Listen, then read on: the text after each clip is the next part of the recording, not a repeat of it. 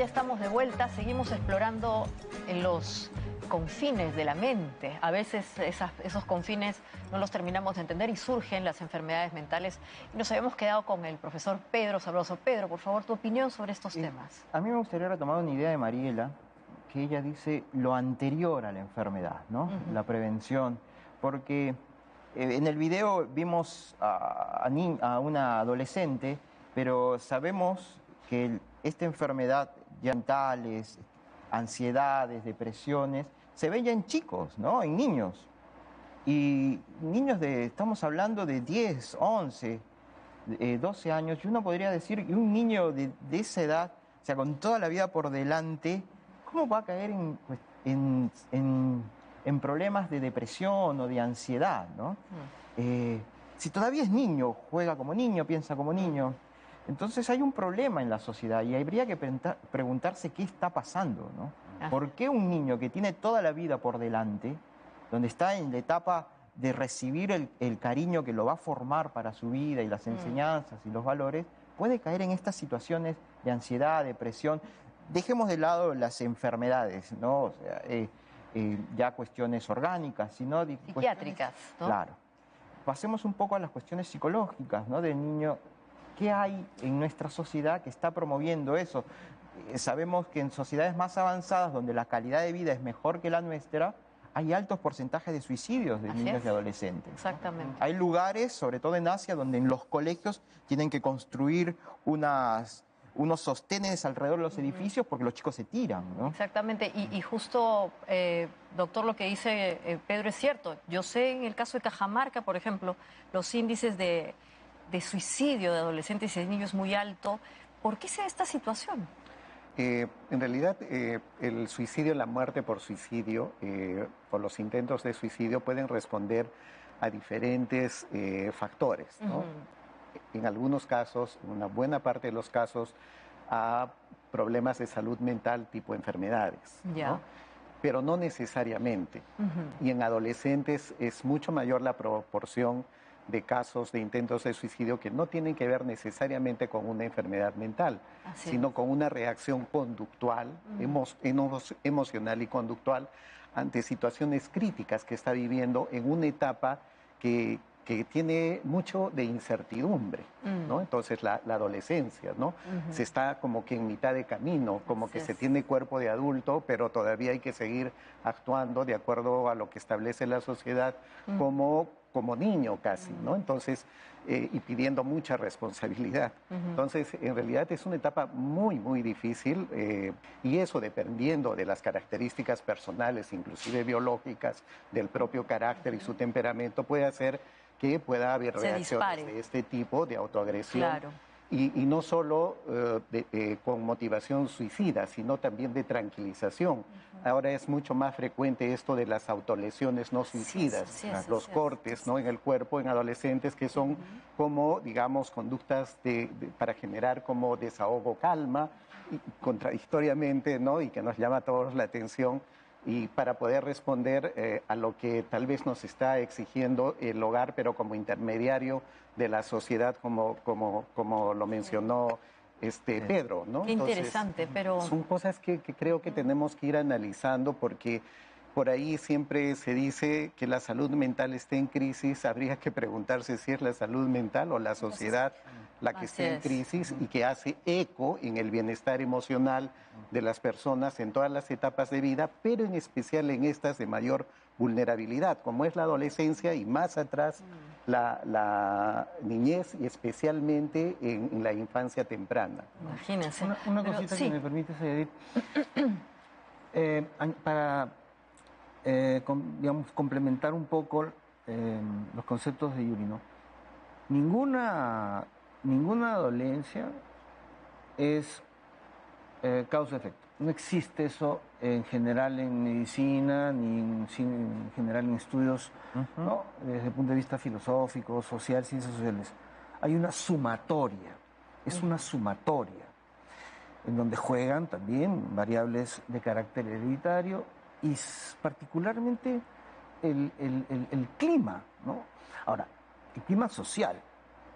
Emil Durkheim, hablando ya del tema suicidio, estudió hace muchos años, que es el padre de la sociología, estudió las guerras después de la Primera Guerra y todas las anteriores que eran, ¿no?, guerras Claro. más o menos mundiales en Europa.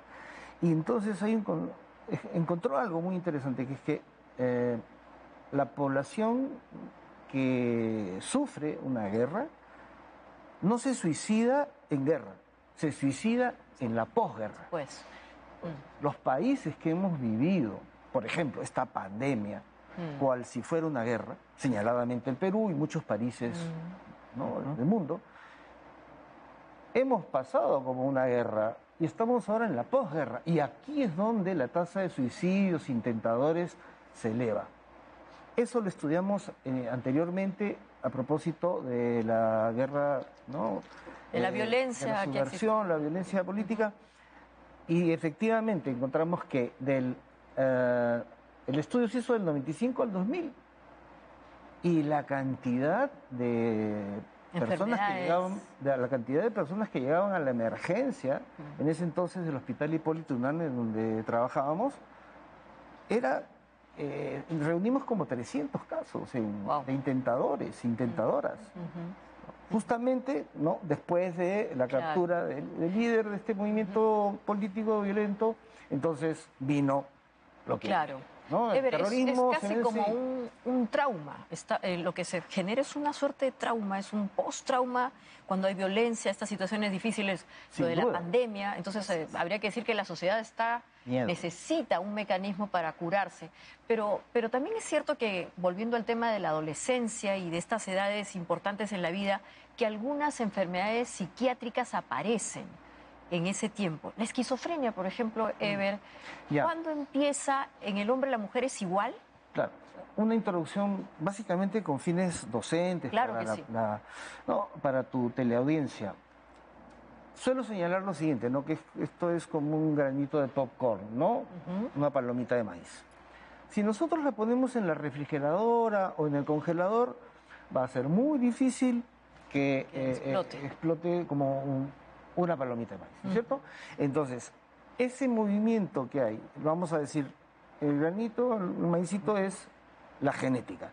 Y si encuentra en ese proceso una sartencita, un lugar más o menos caliente suficiente, el ámbito adecuado, suficiente temperatura, con una mantequillita, aceite, ¡pam!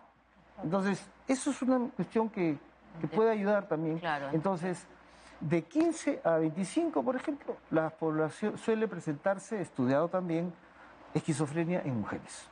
Perdón, en varones. En varones. En varones, de 15 a 25. Ya. Y entre 20 y 30 en mujeres. Entonces, son edades vulnerables.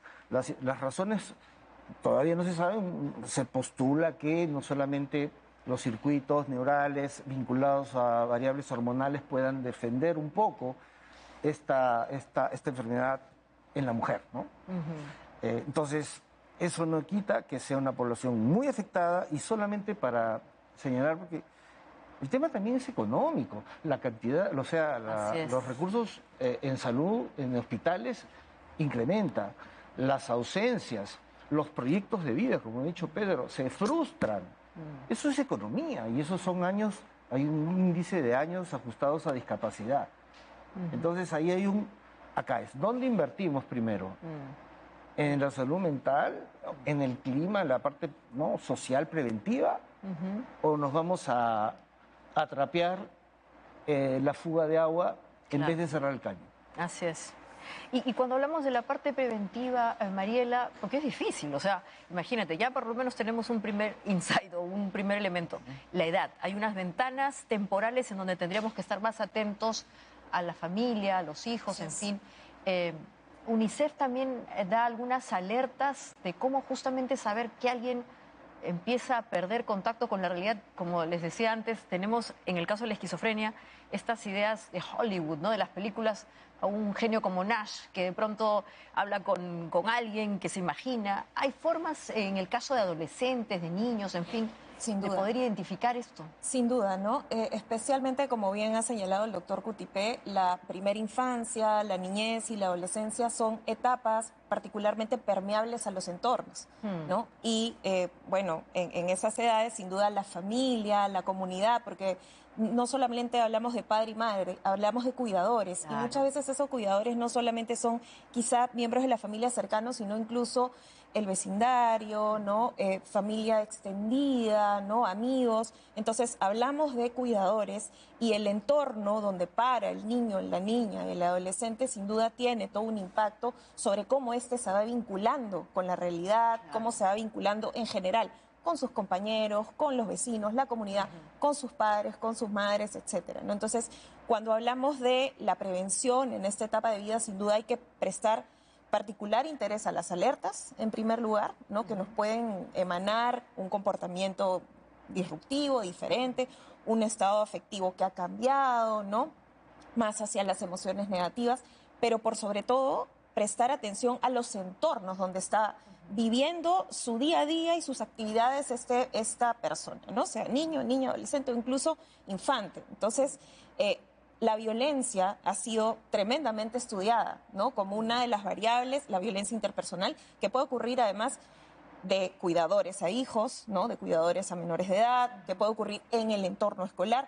El ciberbullying hoy en día, claro, que está tan presente porque tenemos que hablar del elemento de las redes sociales en la vida de los adolescentes y las adolescentes hoy en día, que no es algo que se haya visto antes. Estamos estudiándolo, estamos empezando a ver cuáles son los efectos de esta constante competencia y comparación social que están teniendo, claro, y esta inmediatez y placer. Así es. Solamente para cerrar, Pedro, y volver contigo, hay algunas sobreexpectativas que la sociedad moderna nos plantea, ¿no es cierto? Así es. Y esas sobreexpectativas van a ser incrementadas en los años, ¿no? Así es. Y cada vez que vemos, las exigencias son mayores desde más temprana edad, ¿no? Exactamente. Eso carga la psiquis, carga el corazón y a la sociedad completa. Así. Pero vamos a volver justamente contigo para seguir explorando esas sobreexpectativas que son artificiales en muchos casos. Esto es Pensando en el Perú, así que no se vayan.